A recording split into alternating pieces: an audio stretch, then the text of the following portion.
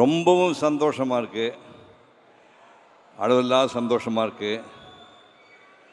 Retro hero Karthik Subbaraj, Santhosh Narayanan இவங்க தயாரிப்பில் உருவான இந்த படம் மாபெரும் வெற்றி பெற வேண்டும் என்று முதல்லையே என்னுடைய வாழ்த்துக்களை தெரிவிச்சுக்கிறேன். சூர்யாவுக்கு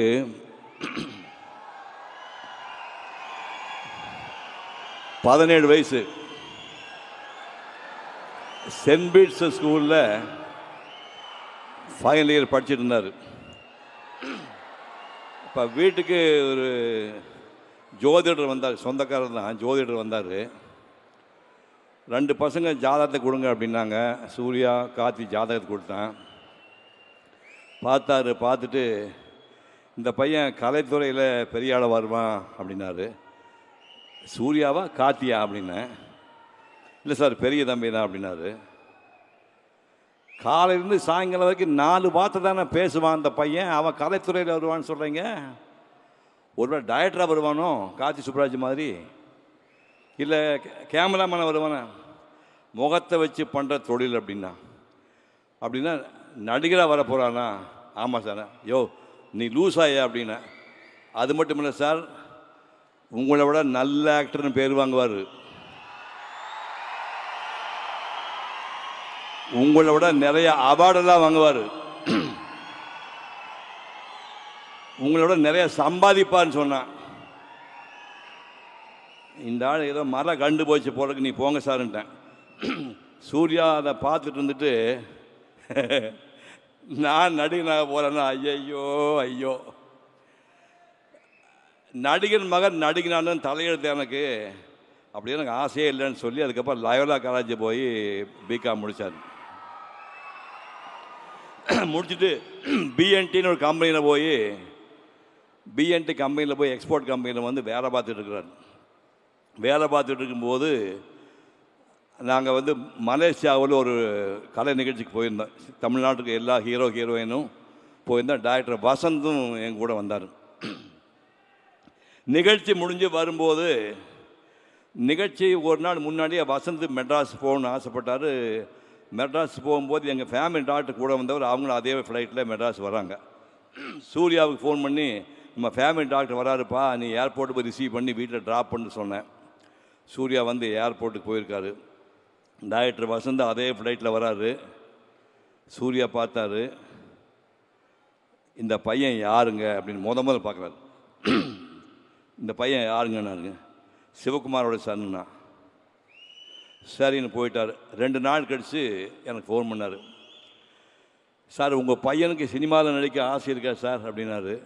சத்தியமாக ஆசை கிடையாது, சுத்தமாக ஆசை கிடையாது, அதனால ஒரு டெக்ஸ்டைல் கம்பெனியில் வந்து வேலை பார்த்துட்டு இருக்கிறாருண்ணா. நான் பேசி பார்க்கட்டுமா சார்னாரு.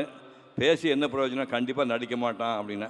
இல்லை சார் நான் நேரில் பேசி பார்க்கணும். ஒரு நாள் காலையில் 7 மணிக்கு அவர் கம்பெனி கிளம்புக்கு முன்னாடி வந்தார். 2 பேர்த்தை அறிமுகப்படுத்தி வச்சேன்.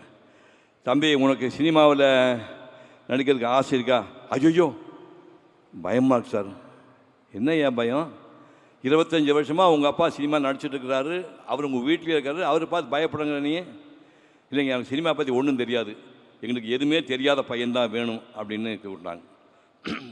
3 நாள் யோசனை பண்ணார். ஒரு அட்டம் பண்ணி பார்ப்போம், ஒர்க் அவுட் ஆச்சுன்னா பார்ப்போம், இல்லைன்னா பழையபடி கம்பெனிக்கு வந்துடலாம்னு சொன்னார். மேக்கப் டெஸ்ட்டுக்கு Maniratnam producer, Vasanth sir director, makeup டெஸ்ட்டுக்கு கூட்டிகிட்டு போகிறாங்க அந்த பையனை. நான் ஃபோன் பண்ணி மணிரத்னகிட்ட பேசினேன்.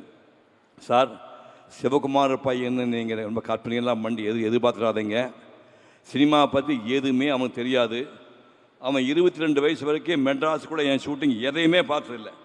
நல்லா ஞாபகம் வச்சுங்க, மெட்ராஸில் என் ஷூட்டிங் சூர்யா பார்த்ததே கிடையாது. நீங்கள் மேக்கப் டெஸ்ட் பண்ணி பார்த்து ரொம்ப எதிர்பார்த்தேன் சார், உங்கள் பையன் ஏமாற்றிட்டான் சாரி அப்படின்னு திருப்பி அனுப்பின ரிஜெக்ட் பண்ணிங்கன்னா அவன் லைஃப் வீணாக போய்டு, இப்போவே அனுப்பிடுங்கண்ணே. we have 200% confidence in him, we'll take care of him அப்படின்னு சொல்லி டெஸ்ட் எடுத்து ஓகே பண்ணிட்டாங்க. நேருக்கு நேர் படம் ரிலீஸ் ஆச்சு. அந்த முதல்ல கேட்டீங்கல்ல, அவள் வருவாளா பாட்டு, அந்த பாட்டு ஷூட் பண்ணியாச்சு. அந்த படத்தை பார்த்து டைரக்டர் ஒரு வார்த்தை சொன்னார், இந்த க்ளோஸ்அப்பில் இருக்கிற சூர்யா கண்கள் வந்து தமிழ்நாட்டுக்கு பெண்கள் தூக்கத்தை தொலைக்கக்கூடிய கண்கள். டேய், இந்த கண்கள் தமிழ்நாட்டு பெண்கள் தூக்கத்தை கலைக்க போகுதுடான்னு சொன்னார்.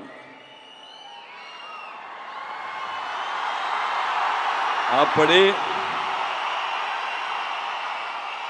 சினிமாவையே கனவு கூட நினைக்காத இந்த பையனை ஒரு நடிகனாக்கிய டாக்டர் மணிரத்னம் அவர்களுக்கும் வசந்த் அவர்களுக்கும் பாதம் தொட்டு நான் நன்றியை தெரிவித்துக் கொள்கிறேன். அதுக்கப்புறம் ஒரு 2 படம் சரியாக போகல, ஏன்னா அவருக்கு ஒன்றுமே தெரியாதில்ல. அப்புறம் பாலான்னு ஒரு டைரக்டர் வந்து நந்தான்னு ஒரு படத்தை எடுத்து, டேய் தமிழ்நாட்டில் மிகச்சிறந்த நடிகர் ஒருத்தனை வருவிடான்னு ப்ரூவ் பண்ணார். அந்த பாலாவுக்கு இப்போது நான் நன்றி தெரிவிக்கிறேன். ஒரு ஃபுல் ஃப்ளெஜ்டு ஹீரோ ஆனுங்கிறதுக்காக ஒரு ஜீன்ஸ் பேண்ட் போட்டுட்டு 4 மணி நேரம் டான்ஸ் ஆடுவார் வீட்டில். 4 மணி நேரம் நான் பார்த்துருக்கேன். வேறு பாடியில் ஸ்வெட்டு ஒழுகிட்டே இருக்கும். 4 ஹவர்ஸ் நான் ஸ்டாப்பாக டான்ஸ் ஆடுவார், டான்ஸ் கற்றுவங்கிறதுக்காக. அதுக்கப்புறம் சங்கர் மாஸ்டரு பாண்டியன் மாஸ்டர் கூட்டு அதிகாலை 4 மணிக்கு பீச்சில் போய் குட்டிக்கரணம் போட்டு ஸ்டண்ட்டெல்லாம் கற்றுக்கிட்டுறாரு. என்னுடைய சித்தறிவு கட்டியவரை இங்கே சொல்கிறேன், உடம்பை போட்டு வருத்தி புழிஞ்சு 6 பேக் பண்ணவன் யார் இருக்காங்க? ரொம்ப ஹம்பிளாக சொல்கிறேன், சூர்யாவுக்கு முன்னாடி 6 பேக் பண்ணவங்க தமிழ்நாட்டில் எந்த நடிகர் இருக்கிறான்?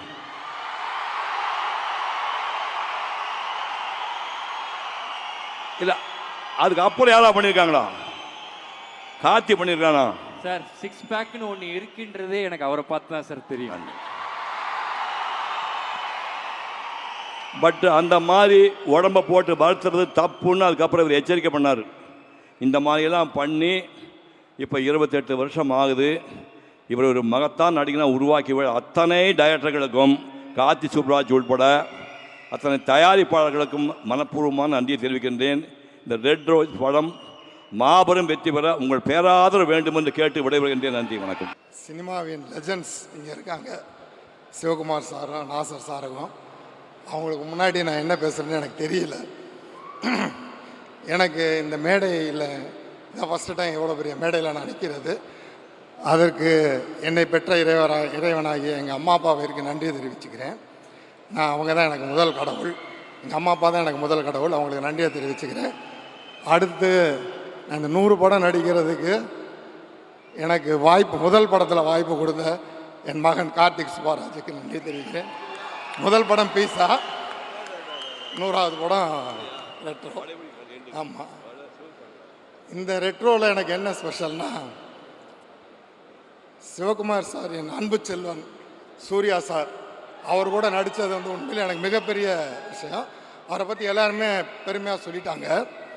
அவர் அகரம் ஃபவுண்டேஷன் மூலமாக எத்தனையோ பேர் பயனடைஞ்சிருக்காங்க. ஸோ அவரை மாதிரி வாழணுன்றது எல்லாருடைய விருப்பமாக இருக்கணும்.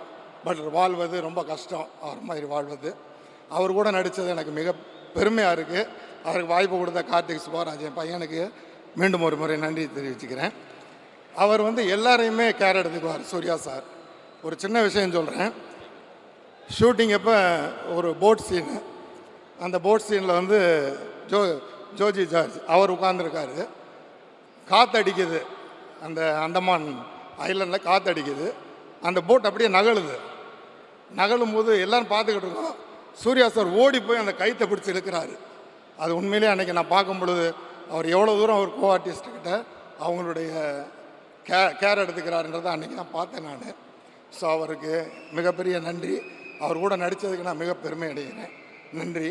இந்த படம் மிகப்பெரிய வெற்றி அடைய மீண்டும் ஒரு முறை என்னை படைத்த இறைவனாகிய எங்கள் அம்மா அப்பாவிடம் வேண்டிக் கொள்கிறேன்.